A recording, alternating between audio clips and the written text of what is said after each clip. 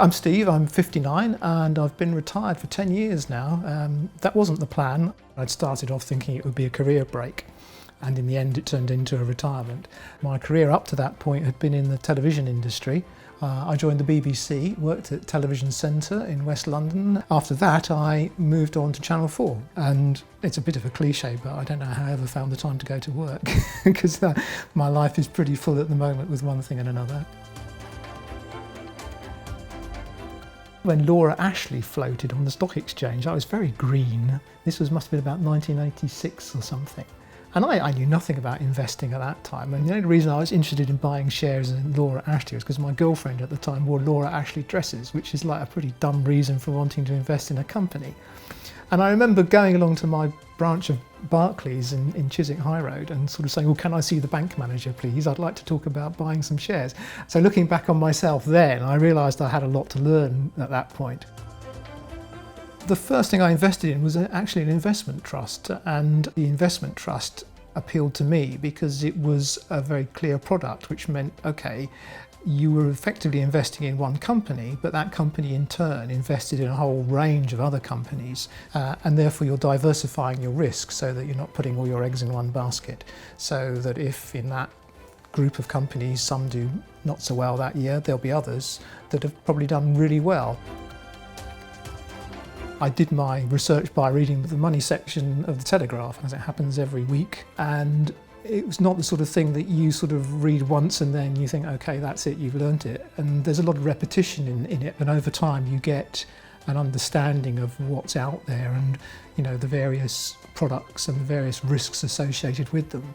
It was a very gradual process, but it started off with some sort of faith that there was something here worth looking into, and that provided you understood the risks, it was worth having a punt on this and sort of basically investing a sum of money and leaving it without any sort of need for it for a few years and just seeing where it went. And I chose Janus Henderson Investment Trust because I read a review booklet that they had produced, which included a sort of overview of how their range of investment trusts had performed in that particular year.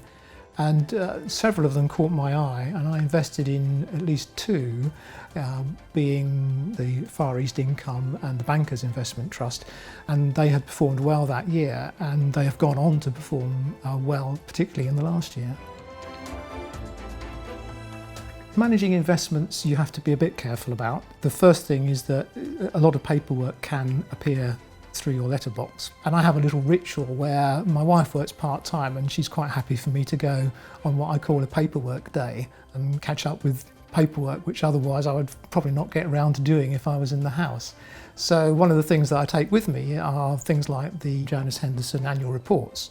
And I often make a point of going for an Indian and find it quite amenable to be sort of munching through my poppadoms and chutneys and my pint of beer while I'm sort of finishing off the annual report, and begin to get a good understanding of how the investment trust has performed in the past year, why it's done well or maybe not so well this year, and also you begin to see how it's managed, you know, which companies have they decided to invest in this year, which have they decided to sell.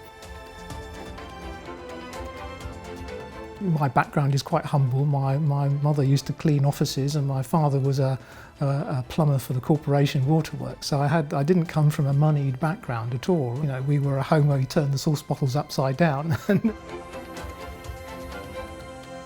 I've invested for nearly 30 years. The most important thing it's given me is to provide some sort of security for the future and follow the hobbies and interests that I have.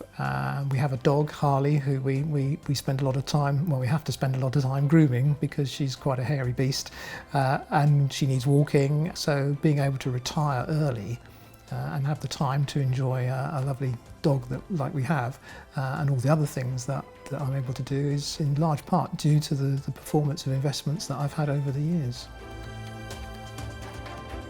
If thinking about investing, I think the first thing to realise is that investing is not the same as savings, it's a different animal. And over time, as your investments grow, you'll begin to see that it's sensible for the long term to have a balance between, you know, money in the bank or the building society and money invested, where the historical record is no guarantee it will be repeated. But it is quite remarkable how over time investments have outperformed simple savings products. The advice I'd give is to do some homework. Don't get obsessed about having to understand everything straight away. Invest a bit of time to read the financial pages. Take a leap of faith with money you can afford to invest and forget about. I think that's important if you're starting out. And then see where it goes. And the chances are you'll be pleasantly surprised. And keep it simple to start with. Don't be bamboozled, don't be sort of thrown by jargon, and give yourself time to understand the products that are out there, but above all, make a start.